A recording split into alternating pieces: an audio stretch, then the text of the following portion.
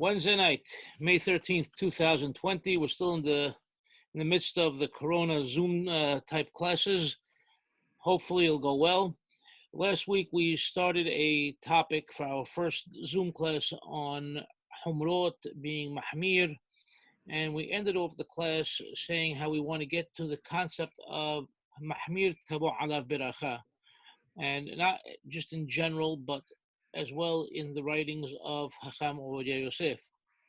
And I plan on speaking about it, and hopefully we will get to it, but I want to also deal with the reality of where we are right now, with the conditions that we're in as far as this magifa, this plague, this illness, and how it affects us and our religious lifestyles communally, and especially with synagogues, minyanim, things like that, and how this concept of mahmir tevoo alav berachah could come in as well. And so I found a very short teshuvah online from a modern Israeli rabbi, Rabbi Shlomo Abiner, well known, and he deals with both of these in his teshuvah. So I sent you via WhatsApp I guess, I don't know what kind of file it is. Maybe it's a PDF. I don't know what kind of file exactly it is, but I put it together this morning, and you could take a look at it. The only one that anyone needs it, let me know. I'll text it to them. The only one that doesn't have it from the group here would be Ike Batesh. So if you want to send it to Ike, all right. Otherwise, everybody else has it. Thank you. Maybe Al Hadif might not have it because, Al Hadif might not have it. Anyway. All right, so let's look at this teshuvah. If you all have it open, that would be wonderful. Yeah, Al Hadif needs it. That's what I figured. So, Harab Abiner ala hakalot b'minyanim. So he's talking about being lenient with minyanim, and we should be mahmir and pray b'yahid. So obviously, what does this mean? We'll start from the top. This is something that he wrote in the newspaper in Israel on April 20th. And we could skip to beneath that date of 20 April, and we'll start from Bechol Davar. Bechol Davar, yesh kula veyesh humra. In anything, we could have a kula, a leniency, or we could have a humra, a stringency. Hammekel yesh lo al ma l'smoch, v'mahmir tevoo alav berachah. The mekel, the person who's lenient, has a source upon which to rely. V'mahmir tevoo alav berachah, and the mahmir, let the berachah come upon him. Uchmuban yesh lishkol hiteb kol humra. And of course, every humra, every stringency, you have to weigh very carefully. To make sure that this humra is not going to bring you to a leniency, to a kula. And we know Rabbi Lusato in the Mesilat Yesharim is very into a person learning to become pious. And he said people to become pious, they think they can take upon themselves all different types of humrot, but you have to be very, very careful with humrot, because humrot can bring you to kulot, to leniencies, unwanted leniencies, or leniencies that work negatively. And you have to be super careful with what to think. Aiki Batash, Abira, Mansour family, and David Al Haddeth.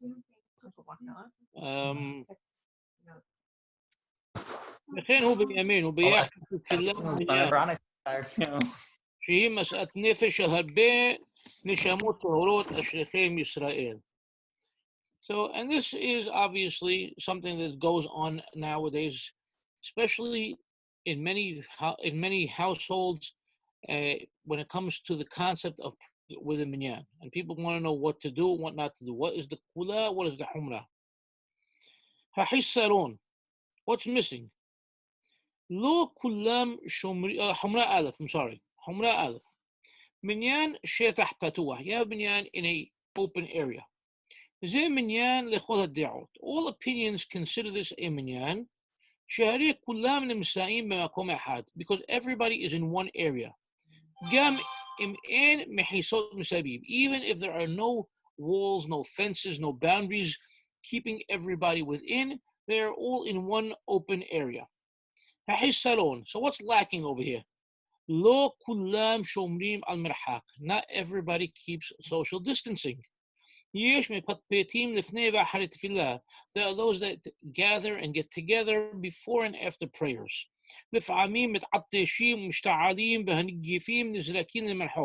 And at times people will sneeze, people will cough, and the germs will go shooting out for great distances. People touch sidurim, and other people touch the same sidurim, and they're also in Sefer Torah, and people aren't, and they're not washing their hands. So that is case number one, humra number one. Humra bet, yoter tova, it's better. Minyan marpesot, minyan on balconies, on porches. Kan in maga, kan yesh minhak, people are not touching anything or touching each other, and there is also distancing. Kan en sihot re'im, over here friends aren't getting together to chit chat. Hahisaron, what's lacking over here? להרבה פוסקים, כל 10 האנשים חייבים להיות במקום אחד. According to many poskim, all 10 people need to be in one area. Once you have these fences of the porches or balconies, it now considers them separate mehisot, and they no longer can be considered as being able to join together. ויש אומרים שרשות הרבים מפסקת. And there are those who say that the street or the alleyways is a reshut harabim, and that also interrupts between them, and you cannot have a minyan that way. ויש אומרים ששביל היחיד מפסיק ויש אומרים שכולם צריכים לראות את כולם. And there are times that, if they're not all seeing each other from where they're standing, it also cannot be considered minyan. So there's all different various opinions in the poskim. על כל פנים, חומרה זו עדיפה על הקודמת. But in any case, this חומרה is still better than the one prior to it. כי היא חומרה ונשמרתם מאוד לנפשותיכם. Because it's a חומרה in watching out for people's health. ונשמרתם מאוד לנפשותיכם. שהוא דין יותר חמור מהתפילה בציבור. Which is a din, it's a law that is more stringent and more important than תפילה בציבור, than praying with a minyan. Finally, we come to חומרה שלישית. חומרה שלישית שכוללת את שני החומרות הקודמות. It includes within it the two חומרות from the previous two scenarios that we gave you. תפילה ביחידות בבית, it has praying it alone at home. זו גם חומרה של ונשמרתם, וגם חומרה של סירוף מניין. This is a חומרה of ונשמרתם, okay, because you are watching out for people's health, you're watching out for your own health as well as other people's health, and it's a humrah of joining the minyan. Okay, now how can that be? How could you say this is an issue of a humrah of a minyan when we're praying biyahid? He's telling you, Vaday zo tefillah b'sibur. Look at the chokhmah of the hacham over here. He's saying this is definitely tefillah b'sibur. Okay, how is it tefillah b'sibur? Hamit palel ohebat sibur. The guy praying loves the sibur. He loves the congregation. Hausheh about the sibur. He's thinking about the sibur. He's concerned with the sibur. Mit palel b'shvil sibur, and he's praying for the sibur. Who kol kach ohebat sibur. He loves the sibur so much. שאינו רוצה לקחת את הסיכון הכי קטן להדביק אחרים. He doesn't want to take the slightest chance to contaminate or hurt anybody. שהרי ייתכן מאוד שהוא נושא את הנגיף ואינו מודע לכך. Because there's a very likely chance that he's carrying the germs on him and he is not even aware of it. ומרוב אהבת הציבור, and because of his tremendous love of the sibur, and because of his tremendous love for the sibur, he is ready and willing to forego praying with a minyan. Zo humra. This is a humra. This is the stringency. Humra biribua. Humra any which way you look at it. Humra hadasha me'od be'anyin. It's a new type of humra, and it's a very interesting humra. But this is the exact position of all the Gedolei Hador, all the real Hachamim, are telling you to do this. ואנו סומכים על החידושים שלהם. And this is the חידוש of the Hachamim of today, and we all rely upon it. כמובן, אדם אינו חייב להחמיר. Of course, a person doesn't have to be מחמיר. He doesn't have to be חומרה. Number 1 that we read, nor חומרה number 2, or חומרה number 3. أخ מחמיר, תבוא עליו ברכה. But over here, when you're being מחמיר, תבוא עליו ברכה. You're getting the ברכה because you're not hurting anybody. You're caring about everybody. The mahmir humra shilishit, and if you be mahmir like the final humra that we read, tabo alav beracha mishuleshet. You get the berachot of all the humrot that we read about. It's a very interesting teshuvah. It's a very, very novel way of looking at the halacha and looking at humrot. And it's not like anything I've ever come across before. And I'd like some feedback, what you think of his approach. What do you think of his outlook on this? And I'd like to start with Michael Safdie because he looks very, very interested. Michael, let me hear what you have to say. Sorry. Okay. Well, first I have a question. He's saying like nobody has to be mahmir at the end, but like, isn't that not the law of the land right now? Like, don't people, are minyanim are not allowed? Are they allowed in Israel now? He's talking about on April 20th they were not allowed in Israel when he wrote this. He's talking about taking a humrah upon yourself. He's telling you never have to take a humrah upon yourself. That's what he's saying. Okay? But he's telling you now the hachamim, okay, are all telling you to be mahmir. That's what he's saying. Two different things. All right. You seem what? Confused? Unsure? No, I think I got it. I just didn't like, but like, it's strange for me to no, but to call this a humrah when like there aren't people going to a minyan anyways. So it seems like the standard practice is to not be in a minyan. So I find that strange to call that a humrah then. Not followed. So I guess you haven't been following what's going on in Israel and how things have been working in Israel. So there have been minyanim, okay? And in most cases, there were minyanim, limited in number, depending on the city, depending on the neighborhood, depending on many different circumstances. And they even had outdoor minyanim sanctioned, by the government. I'm not talking about people having minyanim that were sanctioned. Okay, there were all different types of minyanim going on, and only at certain points did they shut down all minyanim, even minyanim of only 10 people. Okay. Okay, fine. All right, so that's that.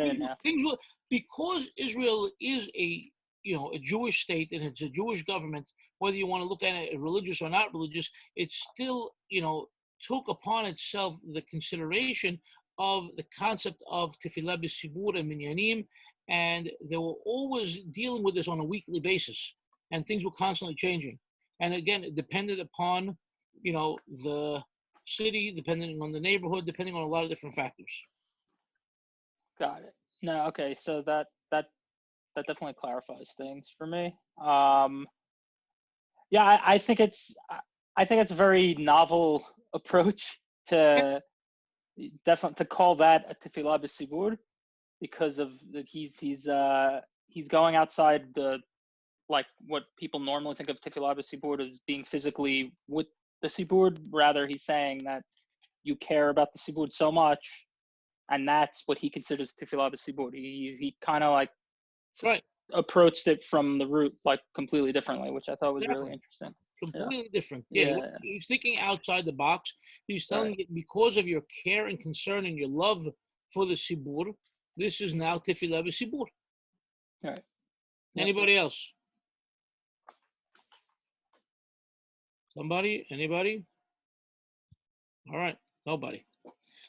So this is one way that he's looking at what is a humrah. The question is, do we normally look at a humrah in such a way? Now, before we move on to continue talking about humrot, Sam sent me a teshuvah.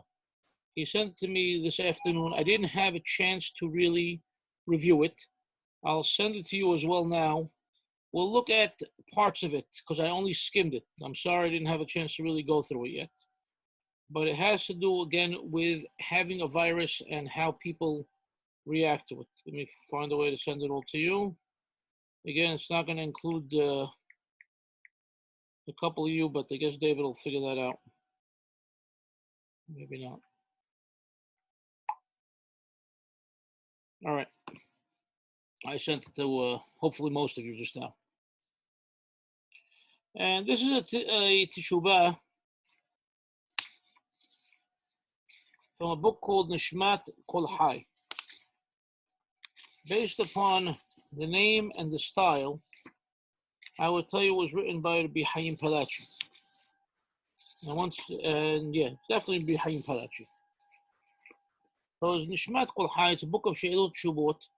It's from the section of the book from Hoshen Mishpat. Hoshen Mishpat is generally a section that we, meaning me and our group over here, generally don't delve into because it's really issues of monetary issues and court cases and things like that.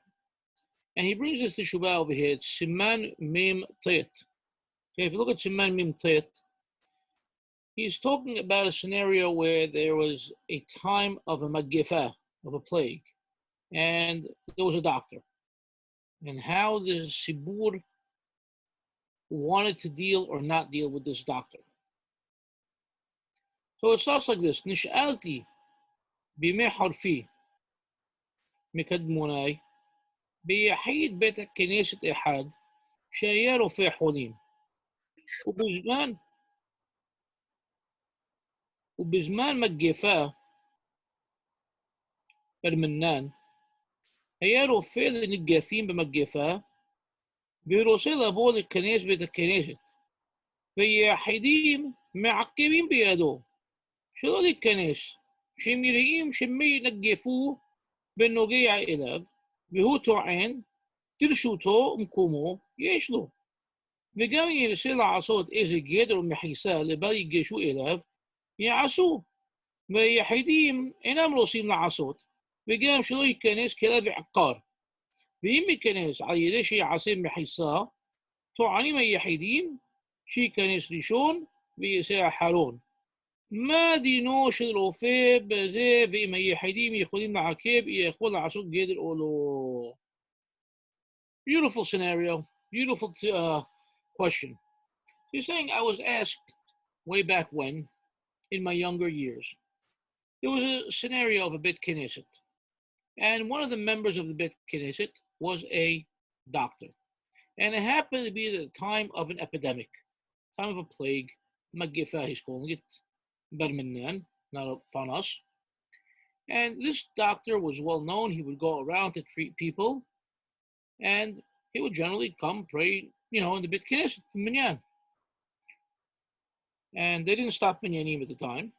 They had the Beit Knesset was open, Minyan was going on, and he wanted to come to pray.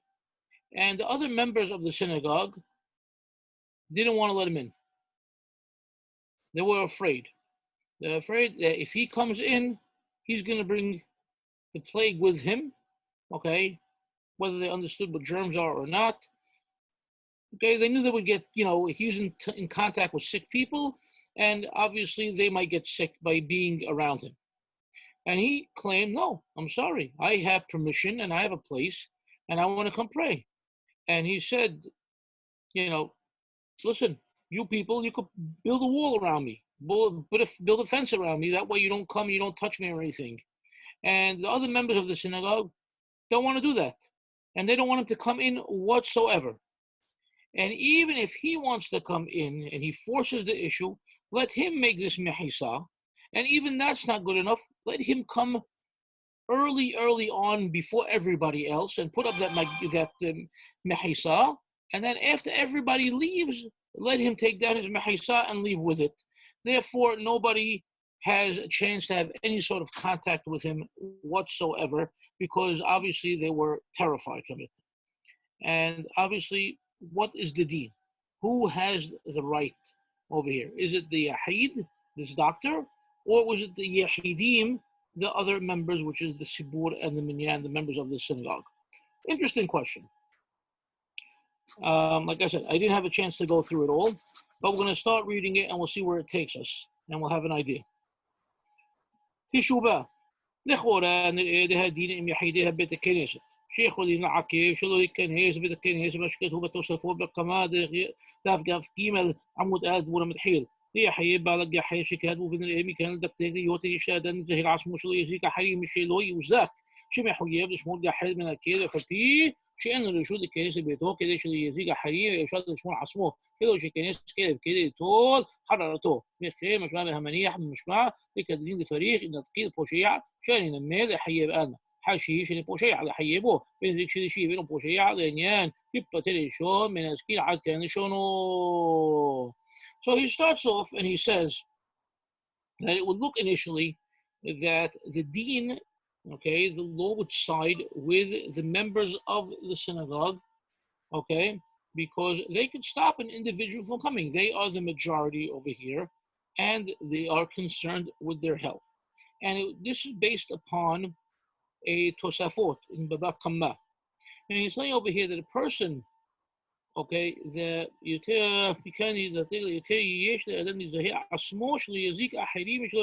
person that, let's say, has a dog, okay, and now this dog can hurt others.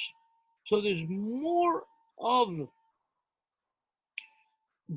the weight lays upon the person who may hurt somebody than him being hurt. So in this case, they're comparing it to a guy with a dog. The dog may have rabies, or the dog may be wild. Dog may, lash out and bite. And now he is responsible because he can hurt other people. And because he can hurt other people through his dog, then he could be prevented. This is called a nezik, and that's what Baba Kama generally deals with, all types of injuries. And in this case, so he has to watch out for hurting people more than him getting hurt. That is the way the dean would go based upon the Tosafot. מעין שם מה שכתב בזה, הרי מעשים להפעל גאה בלי להיכנס לבית, לא היה לו לרשות אפילו הכי, כיוון דבא הזק בסיבתו, מחייב דהיה לו לשמור את עצמו שלא יזיק, כל שכן הכי בנודדן, המהיה גם ליחידים, יש להם רשות כמותו, ושניהם יש להם רשות, דוודאי דכיוון דחייב לשמור את עצמו, אפילו במקומו ברשותו, לא יזיק לאחרים, אם כן ודאי דאין הרופא יכול להיכנס בית הכנסת, אף שהוא מקומו ברשותו, מאחר דיזיק לאחרים, ואיך נמה, אם נושא להיכנס בית הכנסת ויגדול בעדו שלא יגישו ויגיעו אליו בעניין שאינו נוגע הזיק ליחידי הקהל, אז יכול להיכנס, כמו שכתב בגמרא, דף כ"ג עמוד ב', הנה הוא עזה דבית הרבו ומפסידו לה, זה רבי יוסף, אמר לה, לאביי, זה לאמר, הוא אמר לה, ליסענו, אמר לה, אמה יזיל, לאזלנה, אמר לה לגדול מאור גדירה בערעי, يختيب توسفوز شام ده من خير يخلي اليمار في تدخل به الحياة هو العمى يخليخو كامة هيدا الفريق يعيد الفتير بعد كده من حرام بشار يختيب كل فسكرية كفتير يوشون يوسف إن كتاب ربي يوهناتان زال مشهودة القدير مور قدير إذا كل مار تسبير عليه دعاه النزوك اللي رح يقطع عصمه ربي يسبير عليه دعاه المزيق اللي رح يقطع عصمه في الخياتها كفتير بأخي سبيا يشمع عتاد المكشال العيل رح يبنمي بعد حي مثلين وشمشو كحاتو شو منها دعاه المزيق لا رح يقطع عصمه خل كتاب هرام مثل قسطاء يعني شابعين بهاروش شام بهرجوا بيحفظوا شمشوها شيء بيوسمان رشحيت فساك أبيه ففيلوها خيب بنو دندان مودو بدا جابي سديد رخان شيل دوش سدو تام لخاخ أم ولد جدير مو قديرة ما بيشام كوموت مش كتاب هاروش مشوها فعين بسكهم ورم ريكاناتي سمان تاب سمخ ألف عين بتشوات هالدبال حدا شوت سمان تاب كوف نون ألف ولا بس مشي حدا كتاب حدا كورا حيين سمان جيم. So it seems that there's a back and forth on this in the Gemara as to a person who's going into a house. A person entering the house can, for whatever reason, he can cause damages, not only to the house, but also to the people in the house. Okay, now these damages would also affect him as well. So now who is responsible?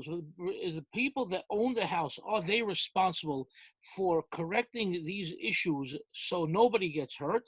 Or only is the person entering the house, because the people that are in the house are not leaving the house. So only the person that is entering the house is incumbent upon him to not enter so no damages occur, not to him nor to anybody else. And it seems that it's a back and forth between the Hachamim. both in the Gemara as well as the Rishonim. But in the end, it seems that the Rishonim, for the most part, are siding with the law, saying that the people that are there, they're not leaving, so nothing's happening to them. And it's only a cause and effect of the person entering. And therefore, the person entering is the problem over here, and he should not be allowed to enter. And therefore, this is similar to our case with the Bet Knesset, that this doctor can bring the nezek, he could bring, this negativity, he could bring the damages to the members of the Bet Knesset. And therefore, they have the right to bar him from entering.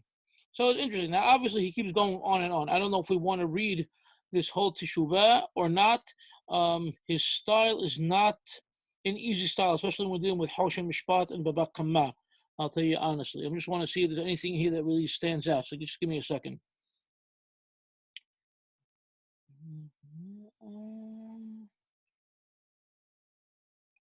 One second.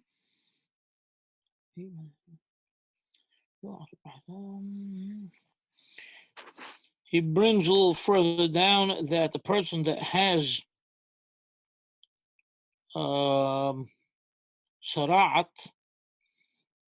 would have to make a sort of mehisa around him to enter or exit the Bet Knesset, if that was the case, based upon Masechet Nega'im. We're talking about a contagious disease. Contagious disease has different standing than regular diseases.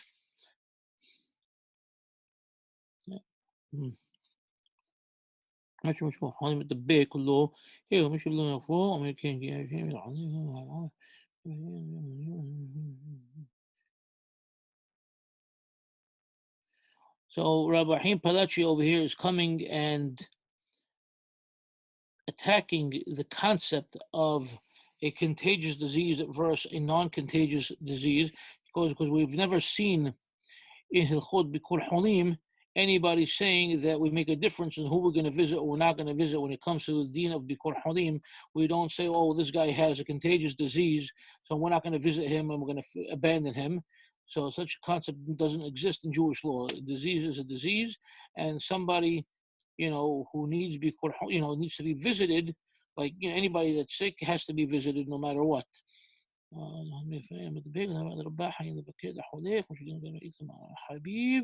And he quotes B'Chaim ben Benistin, Sheirei Knesset HaGedolah, which I know you guys like to hear about. So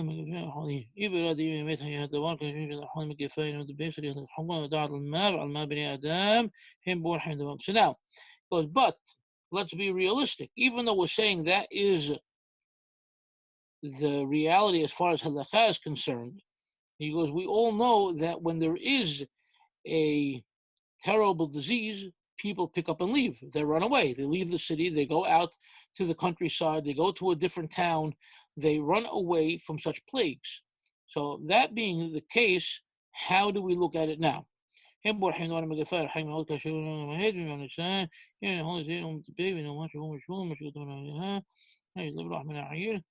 in fact, this issue of running away from the city is actually a law.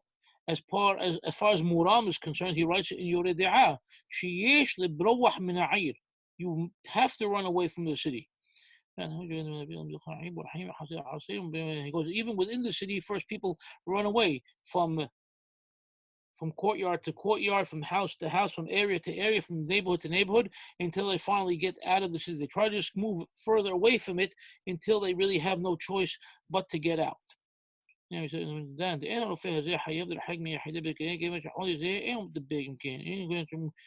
now he goes, so if this case over here, he goes, Joey, yes. Quickly, sorry.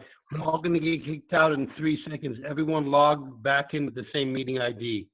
So we're reading this teshubah from Nishmat Kol Hai B'Chaim Palachi, and we're up to the point saying how people move away when there is a contagious disease. Okay, and I'm reading through it quickly to find the highlights. So just give me a second. So now we're talking about this particular doctor. Okay, يمكن من يسأل إنه دين دين في هذا حي من الرحيم يحدى بذلك كيف شحال يزين مدبك يمكن إن كان شو هذا كذا يتحيد الرحيم وعينها رب الدين وعينها رب. Say now, he goes now in this case though, if it was a scenario of holy mudbek, of a contagious disease, then people would be running away. If people are running away, they're really not having a minyan, nor do they care about this doctor showing up in the Beit Knesset. So obviously, if all the people, all the Yahidim, the members of the Beit Knesset are there, then they have no right to tell the doctor not to join them because it's not a contagious disease. So that being the case, the doctor can stay in the Beit Knesset. حار حيبوس ما شكت مرة مزهر من شكت هذه حوالي مقفين والدبيكين بعدين وقتان لبعديت هذه شريك ما في روشم شاه هتورا بسفيه بيرا فيها التبيت حريقة كي منعومها بيت يبنيش هريئية بأبي ما يكونش هالدهابا شام مزيك ميقو بالبي بخيم بخوش شاب عليه حواليهم البكيت بي مزيك ميقو تبيك وتها بخيم مع شبابهم بخيم عصان الصيب ميلا يعني هي سيبا يفرد ميلا بالبحياة بسبب الصهيونية عن الشام كيف مهيئ سيمي كوهن الخيال فيشير بريبيس فليش دار مزيد بيخذ من يحوالهم بدين وفي خدر معلومة كذا يهود يشتمي من يهود بريها رمبان يعني وبني أميش هيلو هيرو إما وراء بهرب الزاد بريها ريشونيم هلالو هيوقد بيم كان يش حيوم الزاد بيكون حنيم بحوالي الجفاء بخيوسيم الدبيك من سيرس نعوذ شهيم بورحي من الزهرين شلو دي قاعد بالزهير بيم من الجفاء بينهم جيب بهم الدبرير ريشونيم كيف شكين حياة بزي الفيد الحكم لي أداش اللي يقال هريه هو بإخلال لو تعمل دم يعيش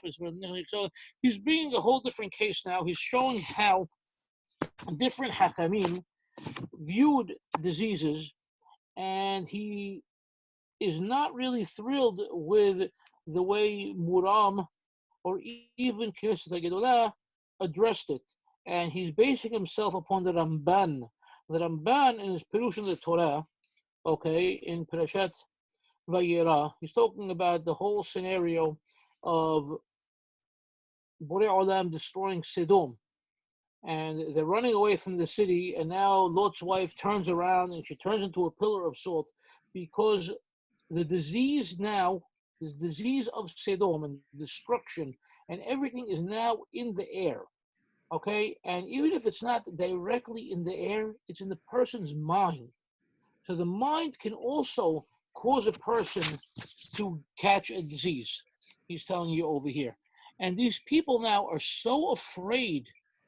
They're just thinking that they're going to get sick. They're thinking that this doctor is bringing in disease with them.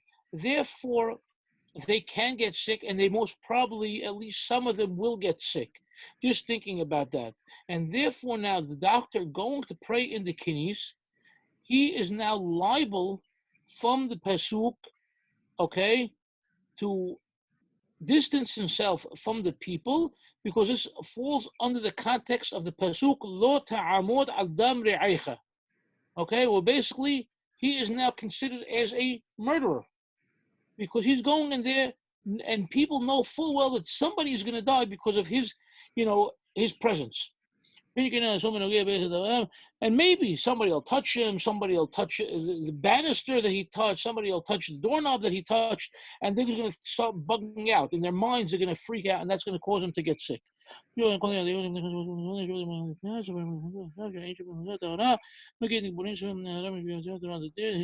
a whole bunch of different sources to support himself, about 10, 12 different hachamim.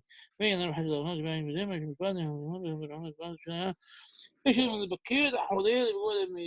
goes, at the same time, we still have the mitzvah of Bikur Holim, and we have mitzvah of Kibur Metim, of burying the deceased. So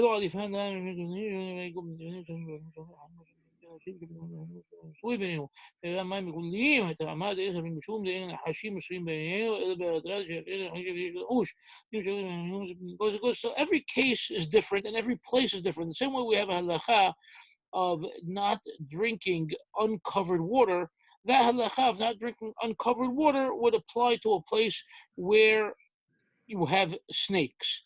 And snakes could get into the water. They either could stay in the water or they could, they could poison the water with their venom.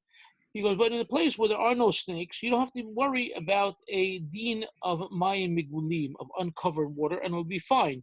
So it all depends on the scenario. Every case needs to be taken on its own merit.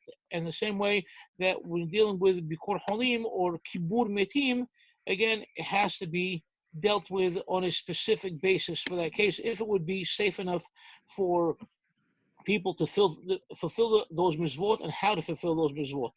Exactly what we're seeing nowadays, in other words. If you say the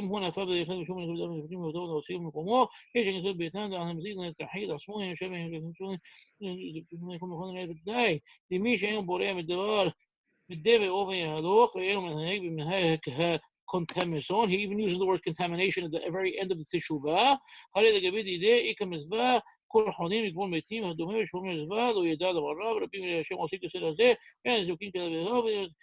it really depends. He goes, in the end, he goes, bottom line is, it would probably be best if this doctor did not attend the Beit Knesset, because that would bring a peaceful mindset to the other members of the Beit Knesset. But at the same time, if people aren't running away and skipping town, and even if there are people that need to stay around for Bikur Halim and Kibur Metim, and there are always people that do those jobs, and Shomer Mizvah Lo Yeda Davar Ra. Anybody who is watching over a Mizvah properly and obviously carefully will not know from anything negative. That obviously doesn't mean to be foolish and do things in a foolish way. Obviously, if it becomes very, very dangerous, you have to, as we're doing nowadays, masks, gloves, social distancing, whatever. But it's a very, very interesting teshuvah that we see going back a couple of 100 years, where they had infectious diseases and they dealt with them, and how people viewed, the scenarios of just of a doctor. So imagine if you had a whole city like we have right now, Brooklyn. We showed today that Brooklyn had the highest death rate from COVID-19 in the entire country. So we have to be extra scrupulous in cases like this. So this is just a side note, since we're in these days. Anybody want to discuss anything about this right now? Did you share the teshuvah with the crowd, or you just read it yourself? Yeah, I sent it to you too. No, yeah, I didn't send it to you. Your Uncle David will send it to you. Okay. Okay, we got it courtesy of Sam Cohen. He sent it to me this afternoon. Wow, thank you. All right.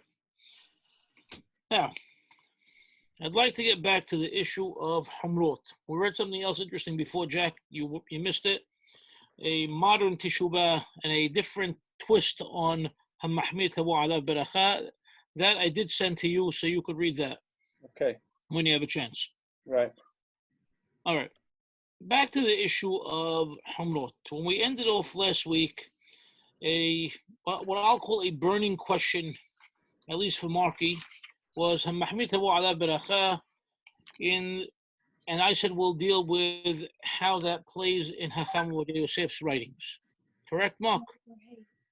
Good. Nod that head. I found it to be a lot more challenging than I expected it to be. I started looking around where I thought I would find answers, and there are no answers. Nothing turned up anyplace. And I started asking people, and nobody had answers either. Even his own son, Hacham Yitzhak Yosef, doesn't have a clear answer, it seems, as to when and why his father used this term.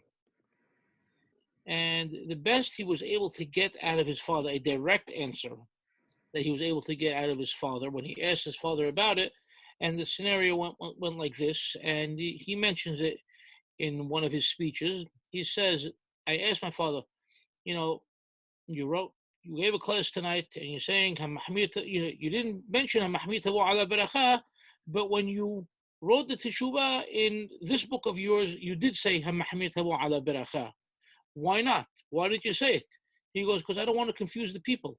He goes, when I'm talking to the people, I have to give them one clear answer. I cannot show them there are different sides. When I'm writing a book, I'm expecting the person who's reading the book, I'm expecting all different types of people to read the book, and those people are studying the issue in depth. most probably, or at least to a certain degree, and then they could decide based upon what they read if they feel that they want to side with a more stringent view and do that. And they could do that. But as far as the law that I'm laying down for the general public, it's one law, and I cannot confuse the people. So it still leaves a question in my mind as to what is המחמיר תבוא עליו ברכה, at least in the writing of Hacham Ovadia Yosef. Now, if anybody here has an answer, I'd love to hear it. And if not, I'll share with you what I've been able to gather over the course of the last few days. Anybody? I guess not. When do we find the terminology being used first? I'm looking on Otsara Chochma now, and you put in a terminology. I put the whole word, not the abbreviation. And they're saying in the Sephardim of the Kadmonim, they're saying 16 times. So how about other rabbis? That's very, very few times.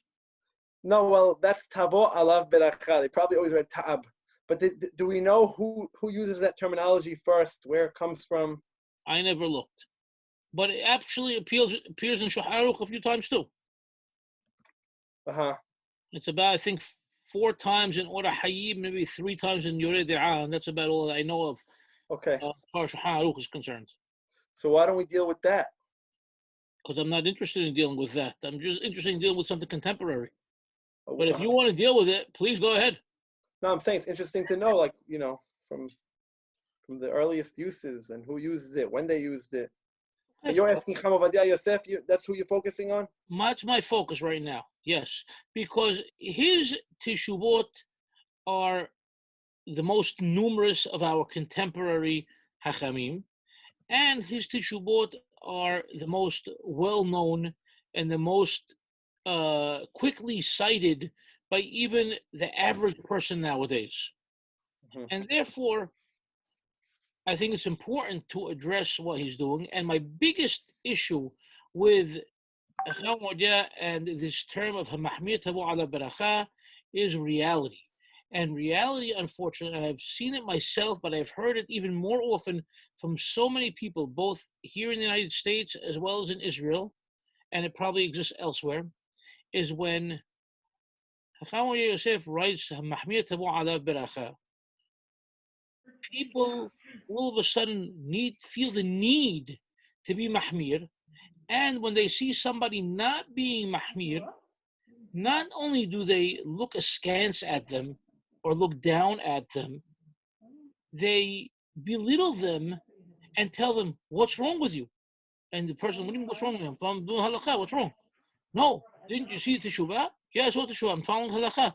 "Didn't you read the teshuvah till the end of the teshuvah?" He goes, "Yeah, and you're still doing it like that?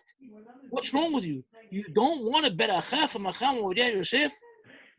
That is something that I've seen and heard numerous times as an eyewitness to it, as well as people that have come back to me. And I've heard this not just today or yesterday, I'd say over the last maybe 8 years. I've heard this so many times. That's my grandmother's name and my great-great-grandmother's. What? Mark, I think you're talking to somebody else. So yes, this is why I want to deal with it in the writings of Hacham Ovadia Yosef. But so Joey, good. So when he makes that statement, I mean, the next thing that comes to most people's minds is the guy who doesn't mahmir. Say that again. I didn't hear because you're annoyed. So what comes to my mind when you hear a statement, "Hamachmir tavo ala beracha," so the guy who's not mahmir, he doesn't get a beracha. That's what comes to my mind when I hear statements like that. Interesting. I would never think of it like that at all. I would. Yeah, okay. Why not? The two of you are coming from the same school. Wait a second. You hear a statement saying the guy who's mahmir gets a beracha. Doesn't that come to say that the guy who's mekil? No, I don't read hamahmir tavo ala beracha in that sense. The way I see, like, let's translate hamahmir tavo ala beracha. If you were talking to somebody in normal colloquial English, okay, here in the United States, okay? You want to do more, good for you. That's the way That's not the That's literal not the sense way of I what he's see it. saying. But that's the way I read it. I don't read it That's that the way. way I read it. It's, okay, here's the law. You want to do more, good for you. Yeah, that's the way I've always read it, Joey. I don't read it exact. I read in the middle. Not good for you, but not an actual beracha. It's nice. Listen, if you want to do it, Yeah. okay. You know, like That's that. not what he It's says. your choice. That's It's your not what he choice. says. Exactly, good for you. But what you're saying, Jack, is exactly the same thing. In Hebrew, they use terminologies and poetic language all the time in Sephardim, and it's Yes. a nice way to say, listen, it's nice. You know, you could do it. It's not saying, you know, I'm blessing you with my two hands, and you know, please do it. I don't think, you know. Just But means then, By all means, by all means, do like it. that. Yeah. right? But then You don't lose you anything. get into an area where lo tosif and lo tigra, don't go right, don't go left. You know, in Devarim, the Pesukim. Right, we discussed that last week a little bit, Mikey. I hear what you're saying. I never had anybody approach me and say the way you said it. I see it that way. You know, they tell you to buy the aliyah on a holiday. Two of you are coming from the same school. Well, I'm calling the same school. They tell you buy the aliyah on Rosh Hashanah Kippur, and a beracha will come in, right? So the beracha will come in. No, So what about the guy who doesn't buy it? There's no machmir. It's not going to come in. Maybe that's Oh, not but what the that's a rabbi different thinks. story. That's No, not machmir. AB. That's That's not not what machmir. he's saying here. There's no machmir there. It's not. He's not- You can't even compare the two different issues completely. One Right. is a selling Charles technique. Mizrahi told me a story when he fixed his house. He went to buy mezuzot, and the guy he's buying for mezuzot from says, "Well, I have this. It's kasher. It's good, but I have something even nicer. It's this." So wait a second. It's kasher. What do I need to? You know, I mean, it's a little different. He do it mitzvah maybe, but the idea is close. Where you're saying, "Well, I want to machmir. I want to get something nicer." But More something- strict, all that. But something nice, like you just said, like it's hidur mitzvah. It's you're beautifying the mitzvah. There's nothing wrong with that. It's very nice. Right. You can't compare Right. it. It's a different issue.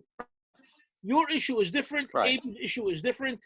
Right now we're dealing المحمير تبو علاv برכה. He that is stringent, let berachah fall upon him. Yeah. In colloquial English, that would be very nice. Enjoy. Right. You'd have to give an example, though. That's the thing. I think each case presents its own issues where a mahmir area, he could be mekel, like you mentioned early in the class, he could be mekel in another area. You know what I mean? So Right. I think each case could be different. I'm talking about if in a its Chacham own sense. Yosef is answering the question and he's going through an entire teshuvah now. He's creating, he's formulating his response, and he's telling you at the bottom line, A, B, C, D, E. This is your answer. And then, but if you want to do F, G, H, I, okay, very nice. Well, what is FGHI? That's So the question. So now you're talking about going through actual teshuvot one at a time, which is a whole different issue, which of course we've gone through many teshuvot over the course of the last couple of decades. That's a separate issue by itself. Right now I'm trying to focus on the terminology, and I'm going to try to bring together what I've been able to gather from people. Okay? But somebody else wanted to say something here before. Who? Hadif, was it you? Joey Mansell, go ahead. Somebody. Joe? Very hard to know if somebody wants to speak on Zoom. Yeah, talk. Yeah, I don't agree with Avi Vitash. You were saying that if you do this, then a beracha is gonna come down from heaven. I don't think the rabbi is saying that at all. I think it's just his way, like Jack D. Jamal was saying. If you want to do it, go right ahead, by all means. That's it. That's all it is. You're reading too much into it, I think. That's it. Andrew, you're the attorney here. Fill us in. You're on, again, David, people have to be able to put on their voices. I don't know how. hang on. Can you hear me now? They have to unmute themselves when they want to speak right before you, or I could unmute them when you tell me who it is. All right. I'm unmuted. Joey. I've always read it as maybe not as blunt as good for you, but effectively meaning that you want to do it, you do it. But I've never understood him to be literally saying, if you do this chumrah, it will bring you a beracha. I agree, as Jack says, rabbis write in a very florid Hebrew, and it's a nice way, it's a polite way of saying good for you, but not in a negative sense. You want to do it, you do it. No, I'm not saying it's negative at all. No, I know. I'm not saying you. I'm using my words. I'm saying to you, it's a neutral thing. If you want to do it, you do it. Mm-hmm. But I don't think that I've never understood him to literally be saying it will bring you a beracha if you keep a chumrah or you add a chumrah. It's never actually crossed my mind that it would be read that way. It does sound like if you do a chumrah, it is better than if you don't. Could we agree on that? Say that again? You're not clear. Can you guys hear me? No. No. Not really. All right. I'll type it in the chat. For some reason, my audio doesn't work so well. All right. Well, I just sent you guys, at least most of you, something on WhatsApp. It's okay.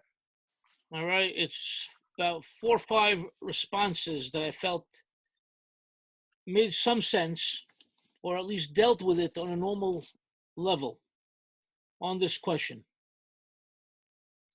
If you have it all, if I don't know.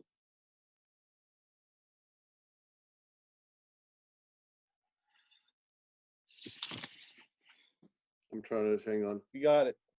Yeah, I got it. I'm trying to see what Barry sent over here. It does sound like he's saying that doing Humna is better than not. I don't know what that means. How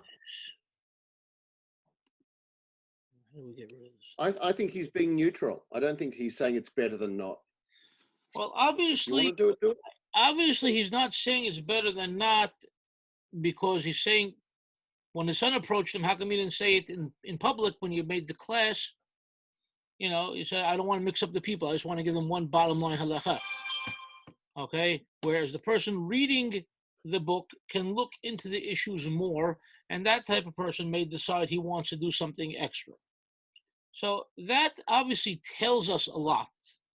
Okay, that tells us first and foremost that the humrah is not something that needs to be done by anybody. Okay, that's what I think it should tell us.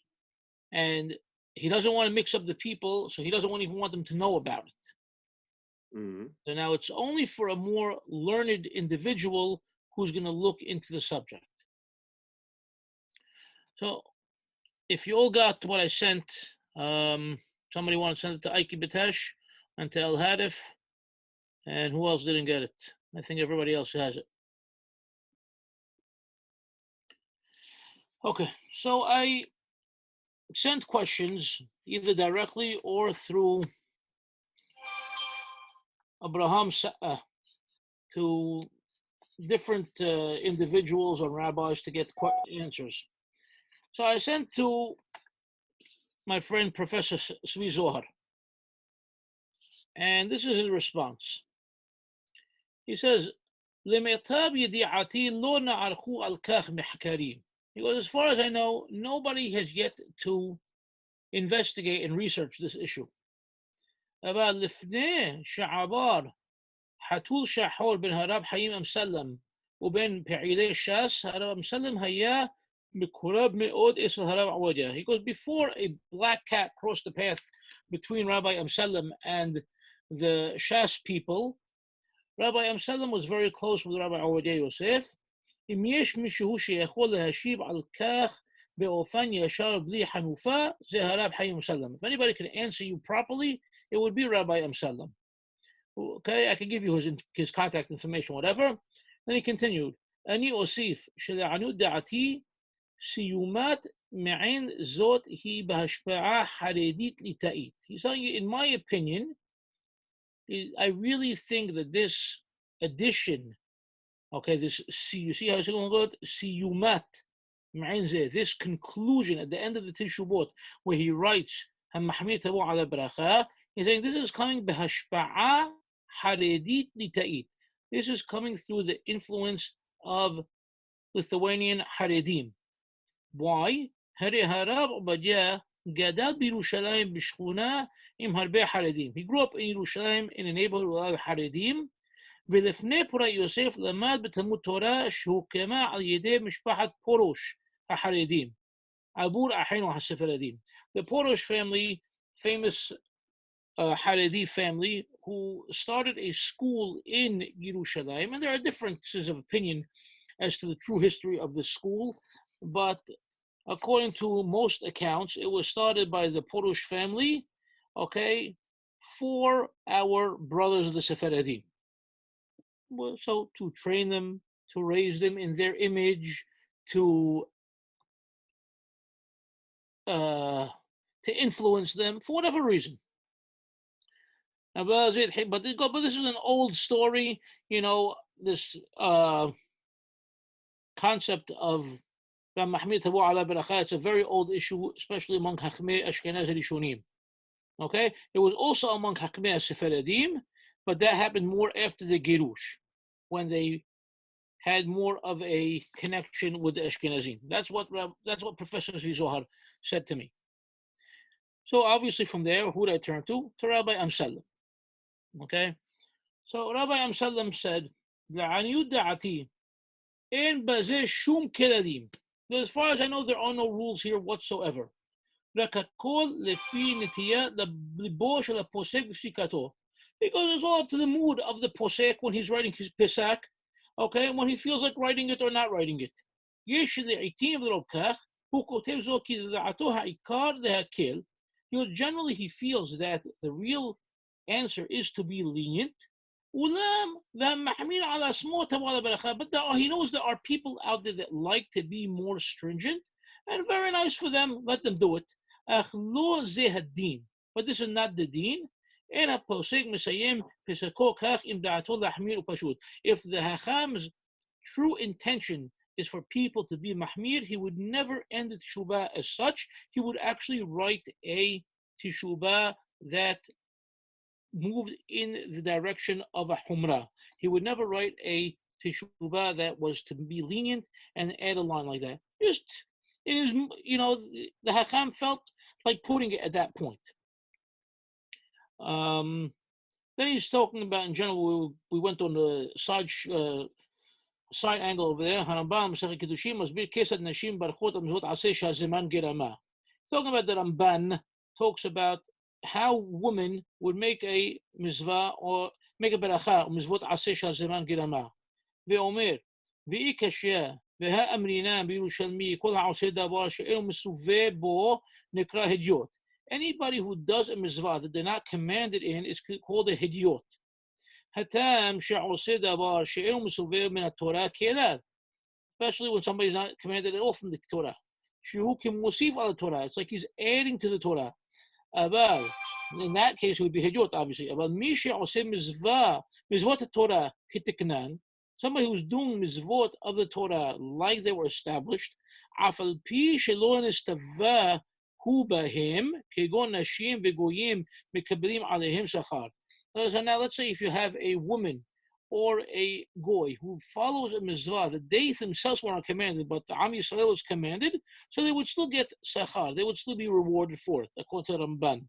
Rabbanan lamdu mehadder b'davar she'enu min hachuba asma. Okay, because he is making a hidur in something that he as an individual was not commanded in. Because he has this fear of heaven, or he's a more pious or saintly person. And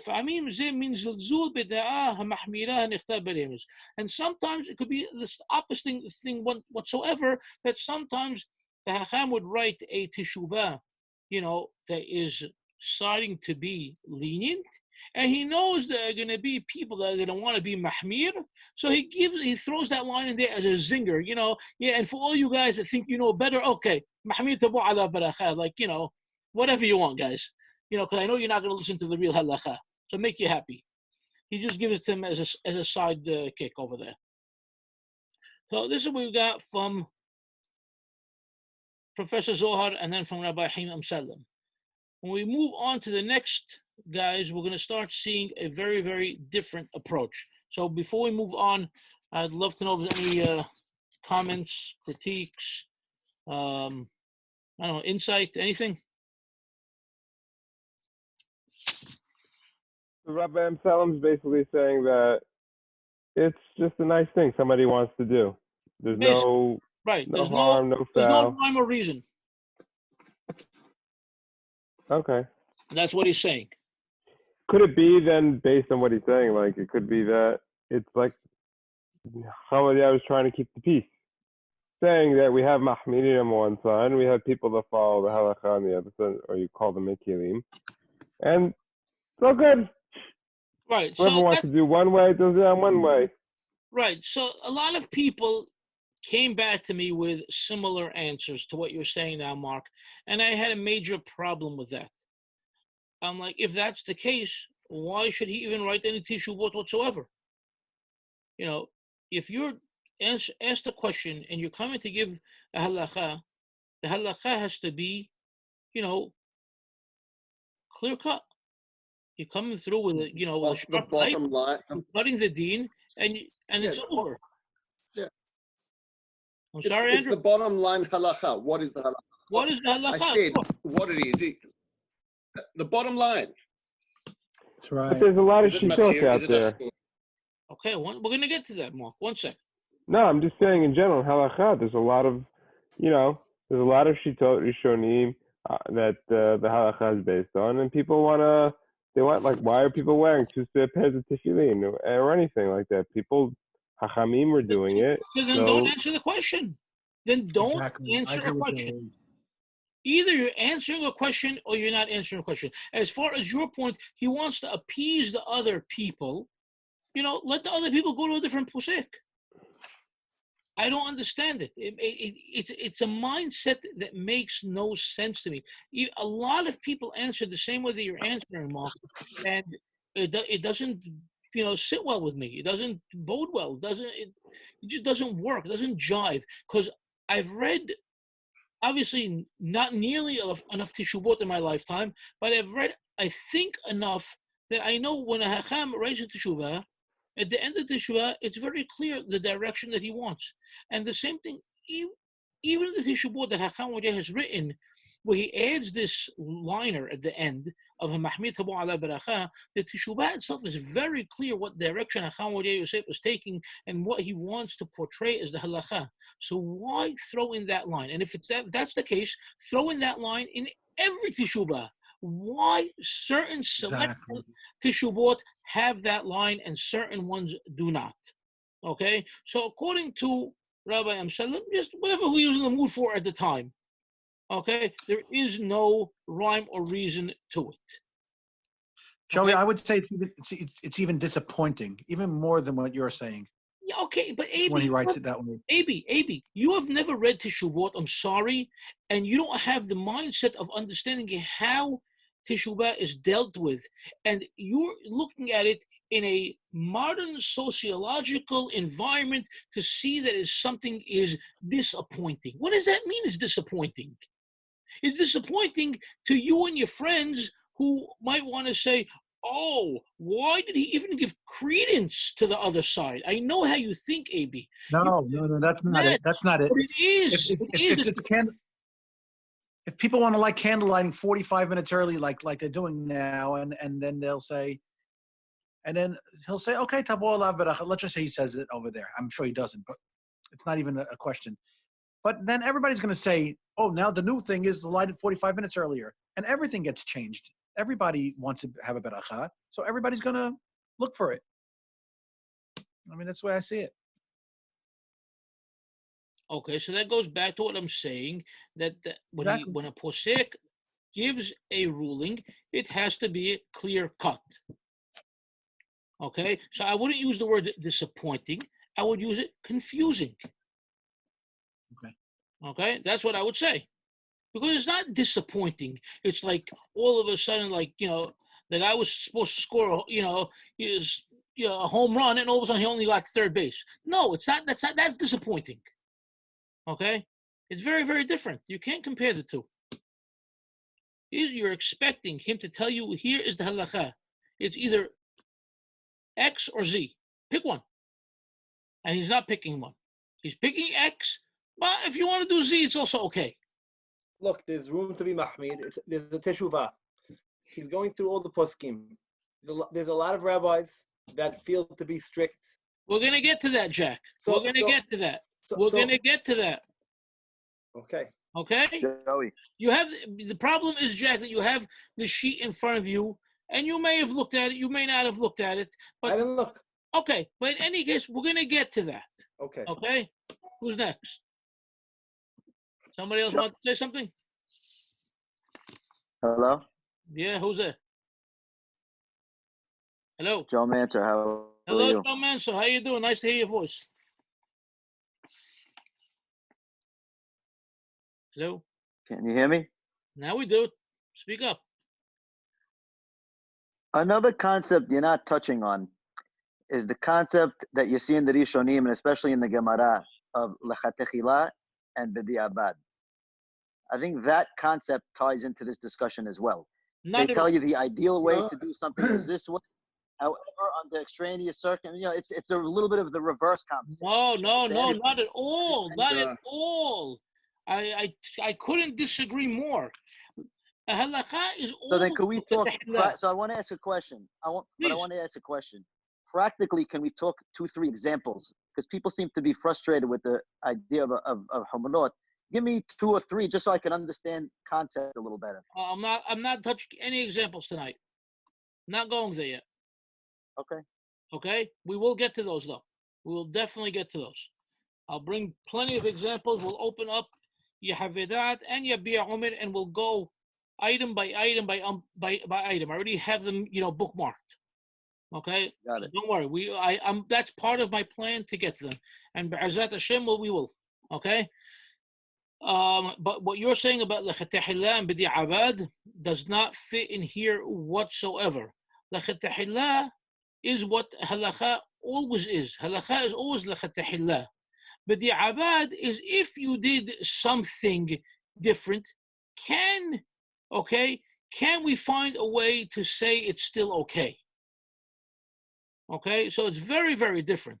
It's not when you're coming and giving a ruling. If anybody's giving a ruling is always has to be the lechatechila. Nobody's giving a ruling, b'di'abad ruling. But I just feel like, again, if we had an example, I read a lot of his teshubot, especially in the Kitzur, which is more like Chaim Yitzchak writes, his son. A lot of times he'll say, in the reversed language, better to do it this way, but if you can't, you're still yotzeh, or you're still okay. He flips the language a little bit. Not just here's the halakha and then tavo ala beracha. It's not usually not that cut and dry. He usually gives a whole introduction and a whole how he got there, and then he throws that in at the end. You understand what I'm saying? Which book are you talking about? I'm talking usually Yehavedat. Okay, so I see that terminology. Sometimes in Hazon Avadia as well, he uses it. So many times he uses it. So the Yehavedat that you're reading and I'm reading is maybe a little bit different, or we're understanding it differently. Okay. And as far as Hazon Avadia, I would not call it a book of She'elot Shubot to look at it in the same light. No, but even more so when he's writing Bekitzur, when he's writing short halachot, 2-3 liners, that's where he tends to use the phrase more. A 2-line halacha and tavo ala beracha at the end. I see it a little bit more in the shorter ones.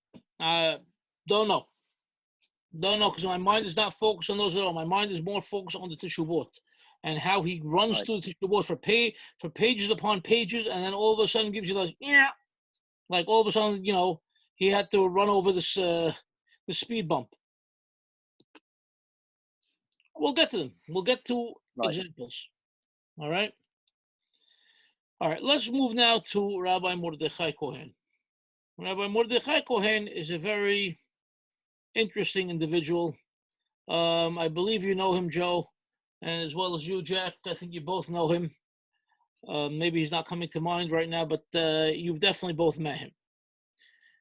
And he's very close with Chacham Ovadia Yosef, or he was with Chacham Ovadia Yosef, as well as with his sons. And he recently put out a book called Mi Yosef Ad Yosef, where he deals with the style of Pesach Halacha of Chacham Ovadia Yosef vis-a-vis the Rabbi Yosef Hayim and the Hida. And so I contacted him, and here's his response. Lo hispakti kol kach la'ayin. I really didn't have much of a chance to look into this. אבל יש מקומות שהמניע כנראה קבלי. Says in certain places it would seem to me that the driving force is Kabbalistic. Lo kol kach muban li, but it's still not really clearly understood by me. יש מקומות שהדבר ממש חסידות, and there are other places where it is pure piety, nothing else, piousness. ומעיקר הלכה אין בזה צורך, and מעיקר הלכה, there's no reason for it whatsoever. כיוון שהלכה של סתם ויש הלכה כסתם לחלוטין, גם להקל, הנושא ראוי להקדשה של זמן הראוי לבירור שיש לו השלכות נרחבות. He goes, this is a very interesting question that you're bringing up over here, and a lot of times you'll have a halakha that has to be a clear, straight out halakha, and there's no place to add that line whatsoever, and it needs a lot of study to try to understand it because it has far-reaching consequences. This was his initial response. Then he writes, אין ספק שיש מקומות שיש לחוש לדעת המחמירים. Now this comes to what Mark was saying, what you were saying, Jack, what Joey Manson tried to touch upon but didn't really go there. He says, there's no doubt there are places where we have to be concerned with the opinions of those that are mahmir. כיוון שהם משלושה עמודי הוראה, because they are from the three pillars, meaning the Rif, Rambam, and the Rosh. או שהם רבים, or maybe they are the multitude of poskim. ולכן למרות שבעיקרון הלכה כמקל, יש לחוש להחמיר. But even so, even though from the point of justice of the halakha, it would seem to go with the ruling that Chacham Ovadia Yosef would make as a lenient ruling, but we have to be concerned and considerate of that more stringent position, because either from the Shelosha Amudei Hora'ah, or it comes from the majority of the Rishonim that would say so, or even Aharonim. And he continues, היא הכוונה לבטל את המשא ומתן וההכרעה, אלא שמי שרוצה ויכול להחמיר והדבר לא עולה לו במאמץ ובממון, ואף אם עולה לו ממון אין זה הכבדה עליו, אם מה יקרה אם יחמיר במקום שסוף סוף יש נדנות איסור. אבל הבאתי בספר יוסף עד יוסף מהחידה שהוא גדול במחמירים, שהחומרה אינה לכל אחד ואם גם מנחמיר רק בינו לבין עצמו, ולפני האחרים, וכל החומרות עליו תקן מידותיו, לפי כללים הללו, והוא שמחמירים כמו שכתב אינך בדרך הישר. So he tells you over here what?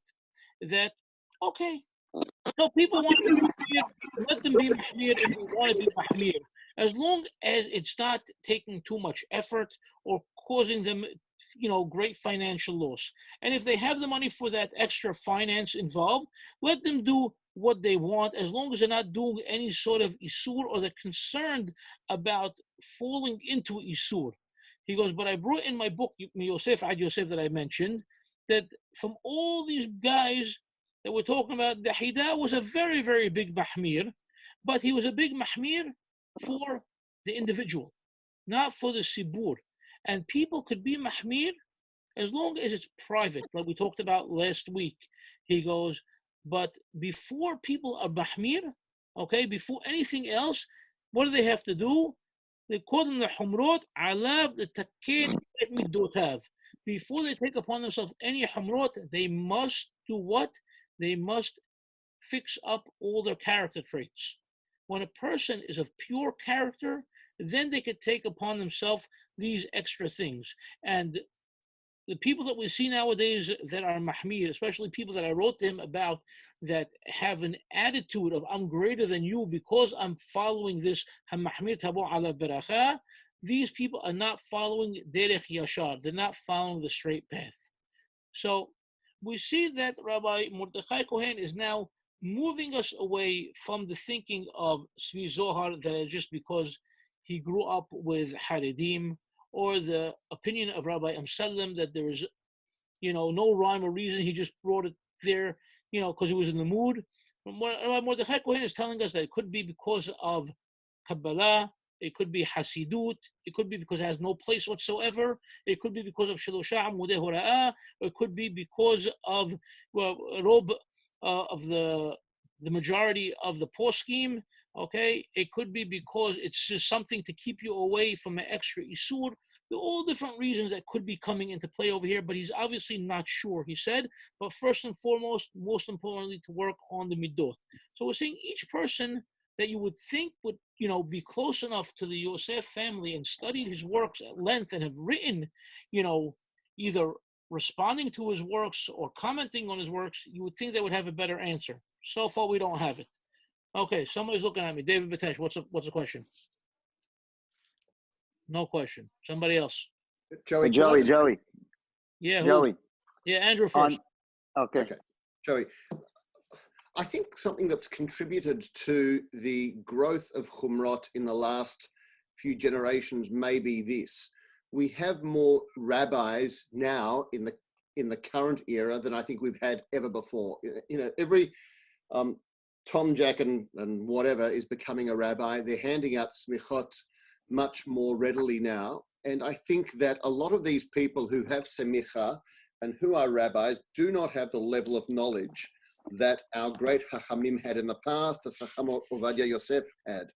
And when people are asking these rabbis, posing a teshuvah, posing a she'elah to them, when you're not I see this even in secular law, when you're not entirely sure, when you're not confident in your own knowledge and in your own abilities, the knee-jerk reaction is to resort to the most stringent opinion. And I think that's part of the problem, that a lot of these, I don't want to say second-rate rabbis, but a lot of them are second-rate rabbis, are being posed she'elot. They are giving teshuvot when really they shouldn't be, and they should be deferring or referring them to greater chachamim, and they have an inability to sort through the ikar from the tafel and to work out what really is the halacha. Because I think very often you will have rabbis who will tell you this is the halacha. They will give you a stringent opinion, and that stringent opinion really is not the halacha. It is the halacha superimposed with chumrot. That's my view. Okay, so just to respond quickly, obviously there will always be greater rabbis and lesser rabbis. That's number one. Number two, I don't know if it's an issue that we have more rabbis or don't have more rabbis. I don't know if that's an issue that comes into play here whatsoever either. But now, as far as what you're saying, that the knee-jerk reaction is for a person to say no, yes, because that's the easy thing to do. And we have the Gemara in the Talmud Babli 6 times says, okay, that power of being, of having the knowledge to allow something is preferable. And Rashi comments upon that in a positive manner. And all our Hachamim throughout the ages have talked about it in a positive manner. We see it in the introduction of Hacham ben Sion Meir Hay Uziel to his Mishpatei Uziel. He talks about it at length. Hacham Ovadia Yosef, has brought it up numerous times. And in fact, he viewed Hacham Uziel as his role model as to what path to forge in life and in Pesach Halacha. So Hacham Ovadia Yosef's general approach to Halacha has always been to find the lenient approach.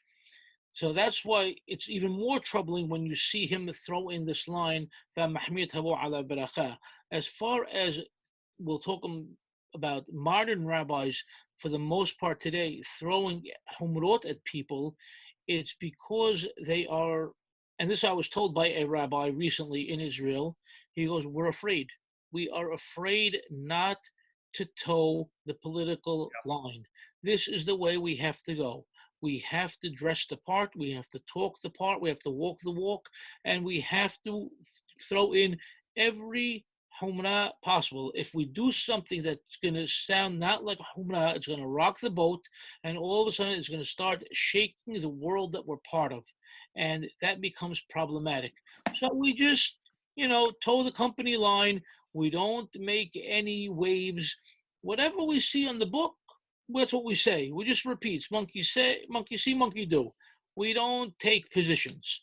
And if we're asked something that we can't deal with, we find a way to avoid ever answering the question. Because unfortunately, he goes, this is the truth. He goes, I don't know if and then he told me, I go, would you have answers, real answers? He goes, I don't know if I would. Because I probably wouldn't, because I've never been trained to think in a way to come up with a real answer. I've been trained to copy and paste. That's all. Okay, now obviously this is only one rabbi that told me this, but the way he told to me, he says, this is the way we have been taught. This is what is expected of us. So I'm assuming many rabbis fall under the same umbrella, unfortunately.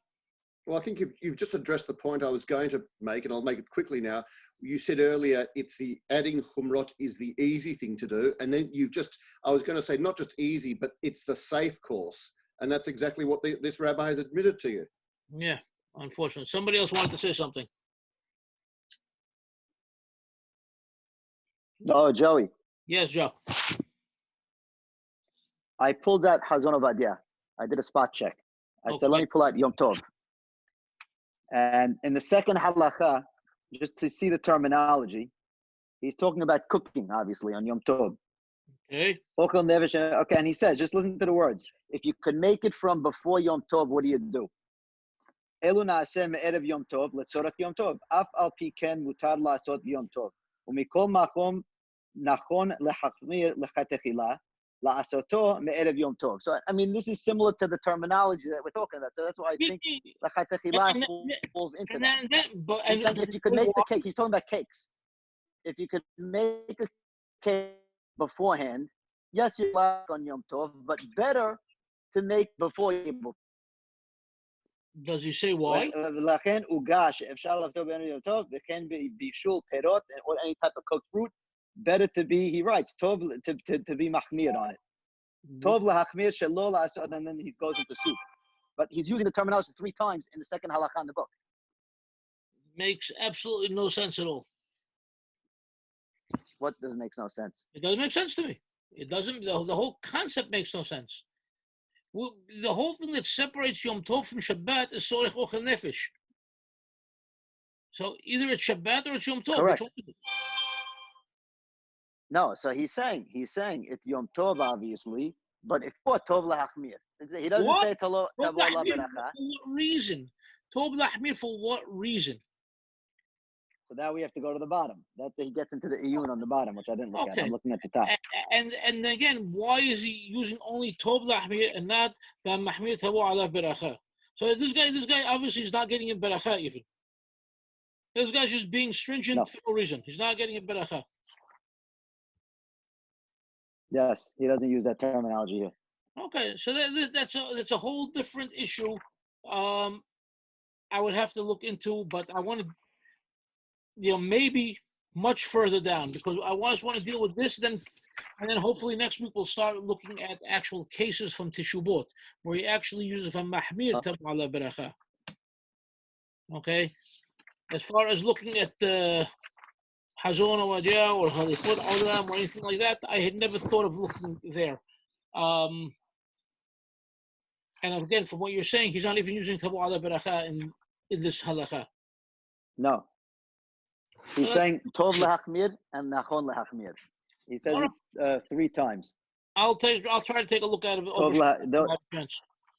You said Yom Tov, okay, fine. Yom Tov, the second halakha bet. Okay, simple enough. I'll take it out and try to look it over Shabbat. Thank you. Something worth looking into and see what he says on the bottom and why he says that. All right, let's continue. The next issue, the next response, this really came through, like I said before, through Alberto or Abraham Sa'a Antibi. And he happens to know this Rabbi Moshe Shabbat. This Rabbi Moshe Shabbat wrote a very, very multi-part historical account of the yeshivot and the hachamim of Baghdad. And he also happens to be very, very close with Rabbi Yitzhak Yosef. And right away, what does he say? She'ela zo masricha arichut rabbah. This type of question requires lots of length of time, length of language. In other words, it's not an easy topic to respond. And I'm going to try to answer in an abridged form. עبارات מרן השולחן ערוך לפום דהתה אין דרכו בהכרח, כי אדרבה, זו הייתה כל מטרתו, כפי שכתב בהקדמתו לבית יוסף להכריע בין הפוסקים המרובים והמנהגים המרובים שהשתרשרו מתקופת הראשונים, לא ראי זה כראי זה, ולכן תפס לו דרך מחודשת לתפוס שניים מתוך שלושת הגדולים ריף רמב"ם וראש, על פי רוב, כפי שכבר העיר על דרכו בהקדמת כמשה, שפעמים נטה מדרך זו. כבר בדורו המהרש"א בתקופות בהקדמת ים של שלמה, לחולין וכמה, והרמה בנחת, דרכו על דרכו זו, ולדעתם הלכה כבתראי דיתו, לא רצו לבטל באומה ובמנהגים. So, bottom line is, he says, it's very, very interesting because this really goes against Shulchan Aruch. He goes, Chacham Yosef tells you all the time, Maran, Maran, Maran, Shulchan Aruch, Shulchan Aruch, Shulchan Aruch, Bet Yosef, etc., etc. He goes, now all of a sudden, this is not the style of Shulchan Aruch, because the whole point and the whole purpose of Shulchan Aruch, as Rabbi Yosef Karo wrote in his Hakdamah to the Bet Yosef, was to come up with a decisive ruling between the numerous poskim, because each one had a different view, and therefore he created, a new format for deciding halacha, and that is to take these three people that he called Shelosha Amudei Hora'ah, the three pillars of ruling, and to rule the majority rule of these three. And that's obviously most of the time. And we know that the Rama, Moram Rabbi Moshe Israelish, in his Derakim Moshe and the Hakdamah, shows us how Rabbi Yosef Karo sometimes deviated from this methodology. And we know that Rabbi Shlomo Luria, in his introduction to Yam Shel Shlomo, also attacked Shulchan Aruch for doing such a thing and for coming up with this new method of halakha. In any case, this is what he did.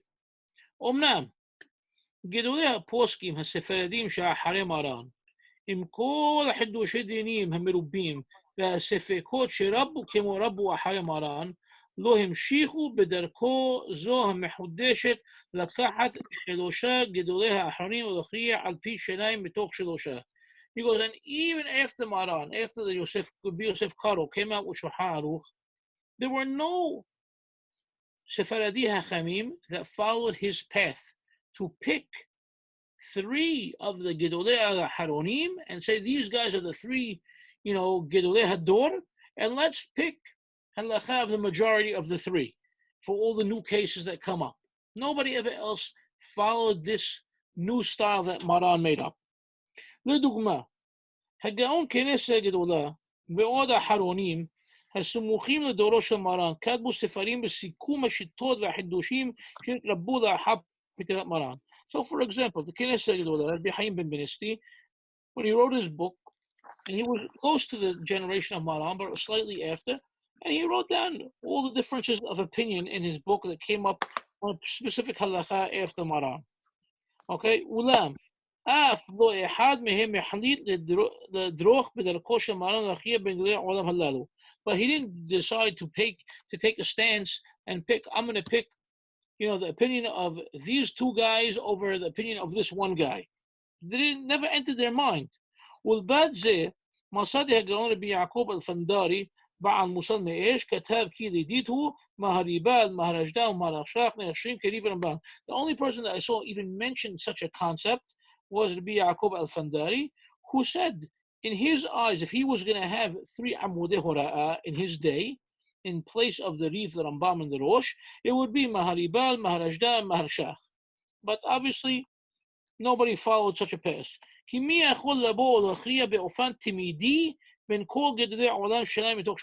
who could come and always pick, the majority, 2 out of 3 of the greatest Hakamim of his day and time? It's impossible.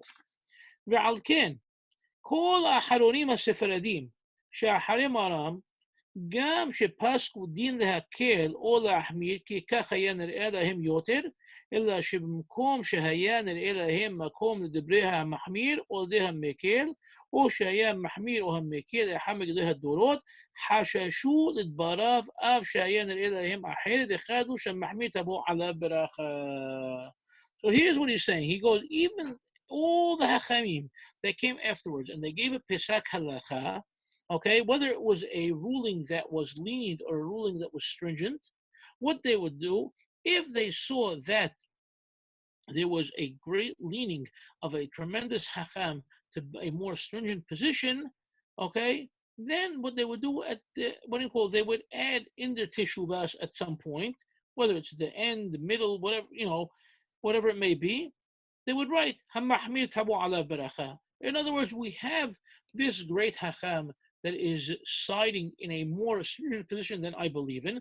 I believe the halakha to be this, and this is what I'm giving you, the bottom line halakha. But if since we have such a tremendous Hacham that is taking a more stringent position, has taken a more stringent position in the past, so you may want to be concerned with his view and follow that view, and if you want to, very nice, good for you, the term that I used before. Okay, tavua ala beracha. Not that you're getting a beracha for following that position, but it's very nice if you want to go the extra mile and do that. That's what he seems to be saying. וזה בדיוק מה שכתב הרמ"ח מפנו בתשובתו הידועה יורה דעה סימן סדי זין שהוא בא בחלקת מחוקת. אורה אבן העזר סימן א' סעיף קטן י"א. מהו שכתב מרן בשולחן ערוך ויש אומרים כך וכך. Okay, so sometimes you find in Shulchan Aruch, even Maran tells you, ויש אומרים כך, ויש אומרים כך. He brings you different opinions. If it's a book of halakha, why you bring me different opinions? ותשובתו זו היוותה מקום לפולמוס ידוע בין הגאון רבי עובדיה יוסף ביביע עומר חלק ו' יורה דעה סימן ה' וחלק ט' עמוד ר' כ"ז לבין הגאון רבי בן ציון what's his name? Sion. Ben Sion. Let's forget his last name. Somebody? Abba Shaul? Thank you. I always forget that name. Can never remember his name. Okay. So he's saying that this is a difference of opinion, and they've actually argued about it in their writings. Chaim Yosef and Rabbi Ben Sion Abba Shaul.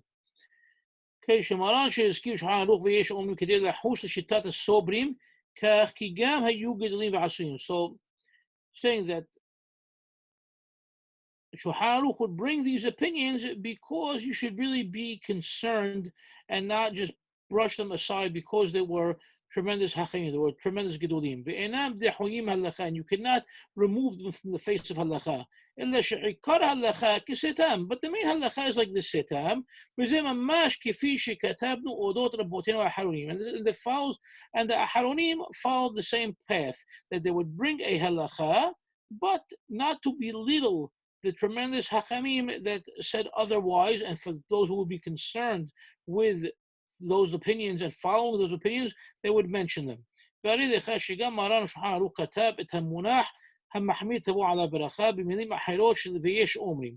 he's telling you this, Rabbi Moshe Shabbat is telling you that in Shulchan Aruch, instead of writing המחמיר תבוא עליו ברכה, he would just put in ויש אומרים, to at least mention these hachamim and their opinion. שהרי אם אינו סובר כך לגמרי, even though he doesn't feel that the ruling is that way, למה לא להזכירם? Why not mention them? ואם תאמר רק כדי לחלוק להם כבוד בלבד, ולא שחשש כלל לסברתם. And if you're saying, if you're just mentioning them just to give them the honor and the respect, and not that he was concerned with their reasoning and their logic, אם כן מדוע לאורך כל שולחן ערוך סתם כל כך הרבה דברים ולא חלק כבוד לחוקים שגם הם היו גדולים ועשויים. If you want to say that, then why not for every halacha should he brought setam and veyesh for every halacha? Because not for every halacha that you have such important opinions that you had to, be concerned about. But when you had a very important opinion and from a tremendous hacham, so that's when he would bring that style of the veyesh omri. And he goes, so the style that we use today of mahmir tavou ala bracha is very similar to the Shulchan Aruch bringing the V'yesh Omri. So very interesting so far. But Joey, V'yesh Omrim is not always more mahmir. It's a lot of times it could be more lenient. Okay. Exactly. Yes. It could go either. It's different things. It's Yesh Omrim. It's not necessarily saying, because sometimes it's, Yes. Absolutely. Absolutely. I have no problem with that. But the whole point is, is not that the saying V'yesh Omri is the same thing saying HaMahmid Tawala Baracha. It's the same thing as giving the respect to the great Hacham and his great opinion. That's what it means over here. Just to clarify. Well, usually he goes 2 out of the 3 between the Harambam. Usually I disagree the because I studied it enough times that I found so many cases where he doesn't, and so many cases where he ignores all 3 of them and brings you somebody from left field. So no, but I'm saying a lot of the Yesh Omrims are based on the opinion that, let's say it could be the Rosh or something.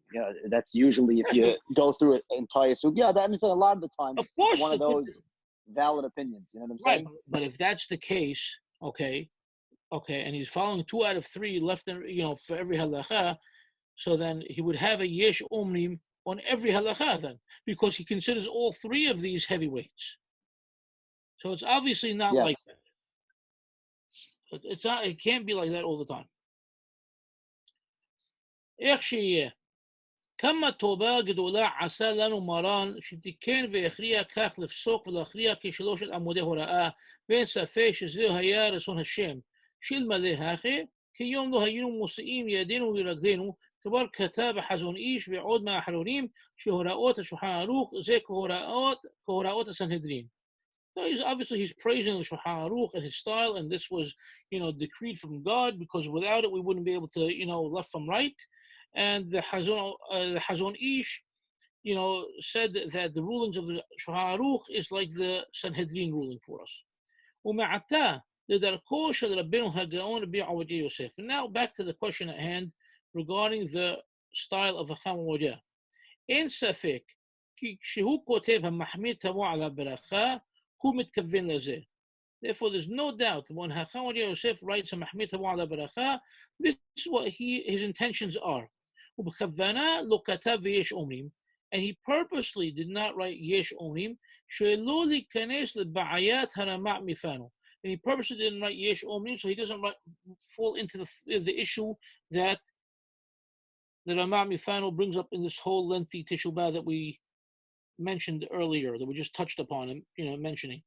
ואנו יודעים כמה פסקים שהיה מורה ברבים בפשיטות להקל, and we're aware of many rulings that Chacham Ovadia had that he said publicly, in a simple manner to be lenient. Hu le'asmo haya mahmir. By him personally, he was stringent. Lif'amim b'fnei rabim, and sometimes even in front of the public. And then he brings you a little story about tea on Pesach, whatever. We're going to skip those 2 lines. And then he continues on. And those that belittle others for not following the more stringent opinion, this is the problem that the person putting down the other has. Not for him that is being belittled.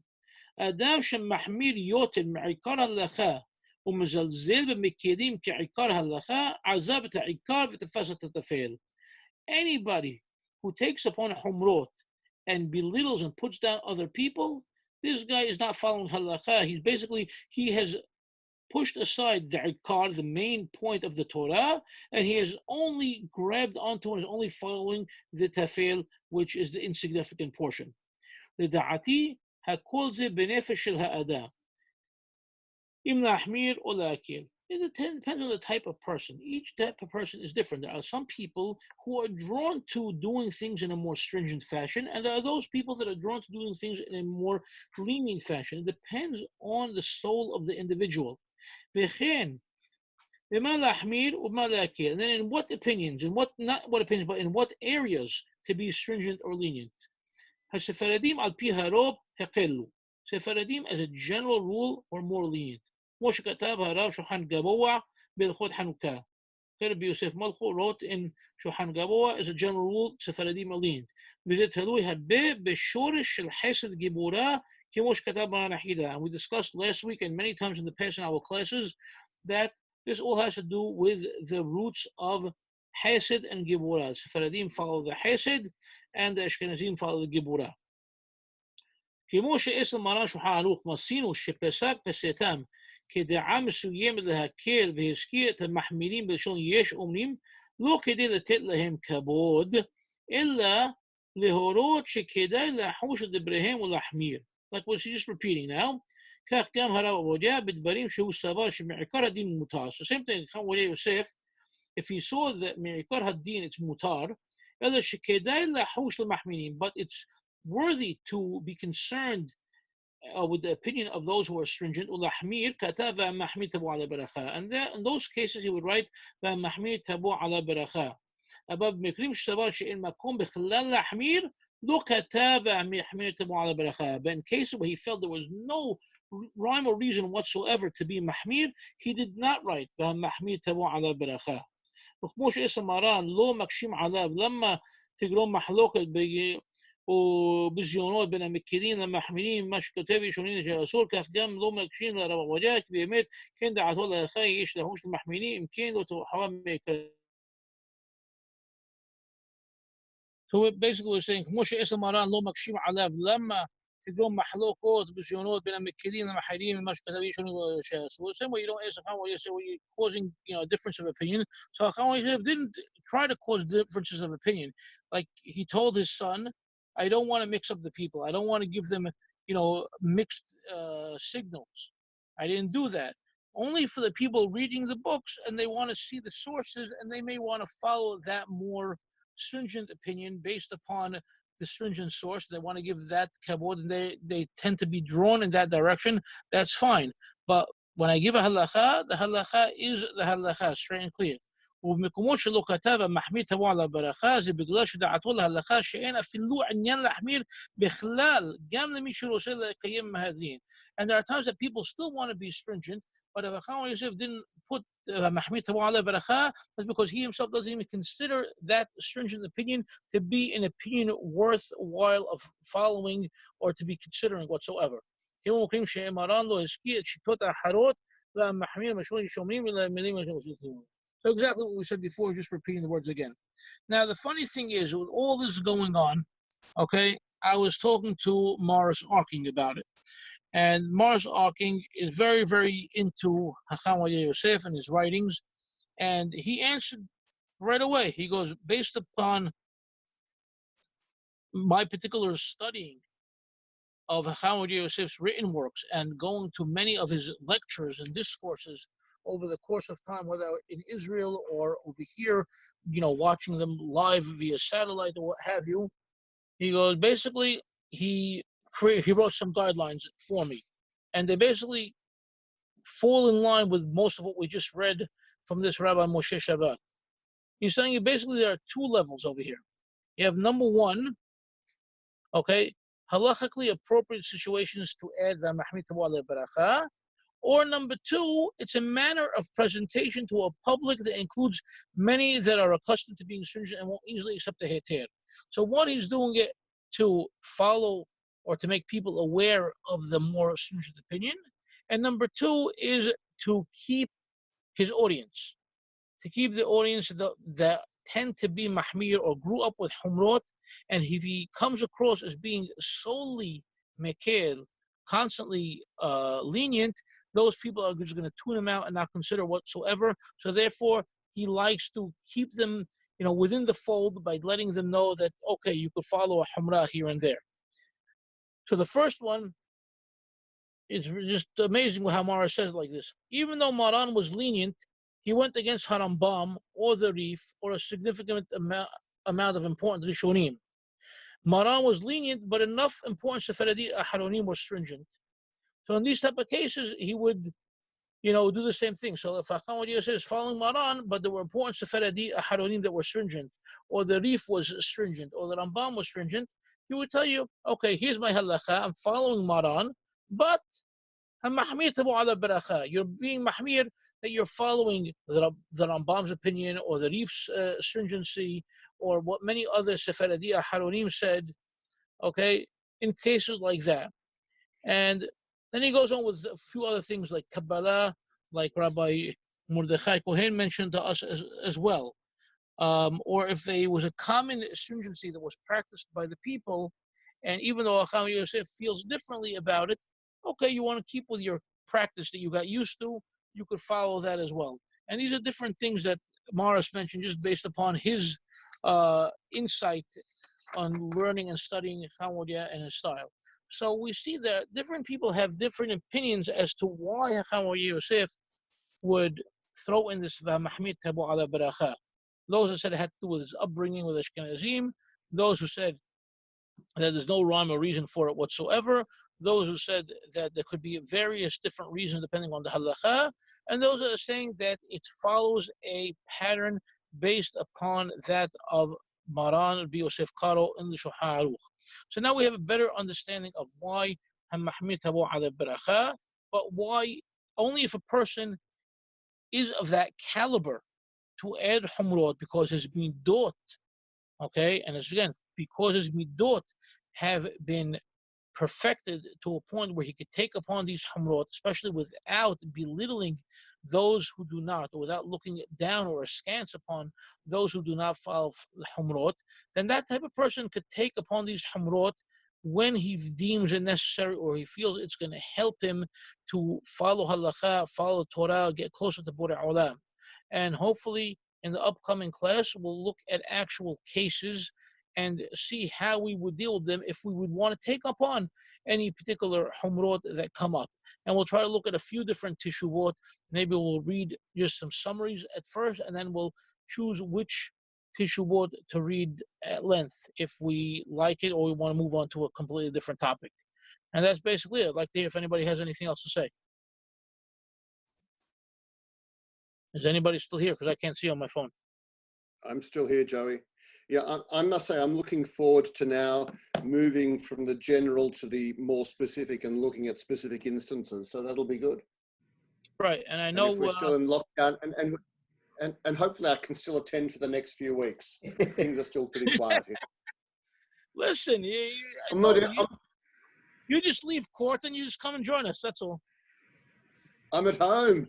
There's not much court at the moment. Yeah, okay, but once it starts, you'll be able to leave. I'll tell the judge. I've got to go. Tell the judge. Tell him I said so. Invite him. Who's the second to last rabbi you read? After Rabbi Mordechai Kohen, who was that? Rabbi Moshe Shabbat. He wrote a comprehensive. I'm sorry? Yeah, tell me. Yeah, he wrote what? I forgot. He wrote a comprehensive work on the Hachamim and the Yeshivot of Baghdad. Uh-huh. He's very close with Rabbi Yishak Yosef. Wow. Okay, he was nice. He was interesting. Yeah, very interesting. Listen, I'm open to all different things. That's why I'm always looking. Right. I may not always, agree, but always, you need to open your mind to the different hachamim and different, whether it's ancient or contemporary, and see what they have to say. Because you can learn from anybody. And like I said, you missed the earlier Teshuvah that we read from Rabbi Shlomo Abinir. I think you would get a kick out of it, and especially you, Andrew, as well. Yeah. Okay. I think you WhatsApped it to us, didn't you? Yes, I did. Okay, so I'll read it. All right, so I think we're done for tonight, gentlemen. We're good. Chazak Baruch. Thank you. Thank you for joining. And God Good willing, night, Joey. Thank you. you're welcome. Thank Good you for night. joining.